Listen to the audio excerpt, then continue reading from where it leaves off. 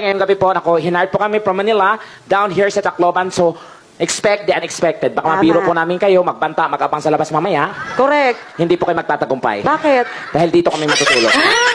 Oo.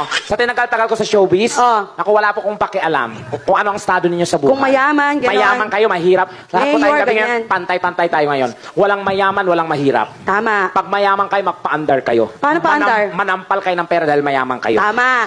Pag mahirap, huwag gagalaw, baka makabasag. Ay, grabe. Kala ko ba pantay-pantay? Tama, steady lang ako eh. Kaya pala. Sa trabaho kong ito, kahit sino nabibiro ko. Even the President of the Philippines nabiro ko. Ay, oo nga, di ba? One time si Duterte nanood ng show ko. Nilait ko siya. Ano nangyari? Hoy, Digong, mura ka ng mura, mukha kang tanga. Nagalit. Wala, okay lang na doon, okay lang na doon. Ganon. Nagbig pa ng tip. Magkano? Mga 20,000, mother. No? Talaga? Oo, maya-maya, pagdating ko ng dressing room, mother, nagre-ring yung cellphone ko. Ano sabi? Tumatawag yung nanay ko. Ha? Diba, anak, sinong biniro mo dyan? Yung tatay mo, dinukot. Sino dumukot? Si Digong.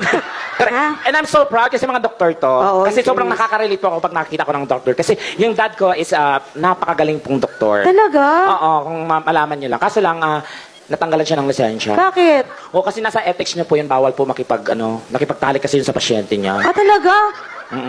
Sayang, mahusay pa naman na veterinaryo yun. Nado ka. Ano ba yan? Anong klaseng hayop yun? Kinemi niya. Ako din. Huwag ito, biro-biroan lang po tayo ha. So, gagawin. Ano bang gusto niyo? Medyo, may mga bata ba? Wala naman. Oo, kasi ako gusto ko yung mga doktor na to eh. Lalo, tumaas ito yung mga obigayni. Ay, madami. Buisit ako sa kursong yan. Bakit? Diyos ko, punyeta mga obigayni na, pipinggirin ka lang, 5,000 ka agad. Tama! Ang mahal-mahal. Kung alam ko lang, ako na pumingir eh. Oo, tapos, yung sino dito mga surgeon? Wala. Ayaw na magtaas na iya. Baka tirahin mo daw. I'm proud sa inyong professional, kasi ako medyo mahinanakit lang ako sa surgeon. Bakit? Kasi yung daddy ko, nung nagkaroon po siya ng tumor sa brain, cancer po sa utak, talagang mother, nilalagari talaga yung ulo, no?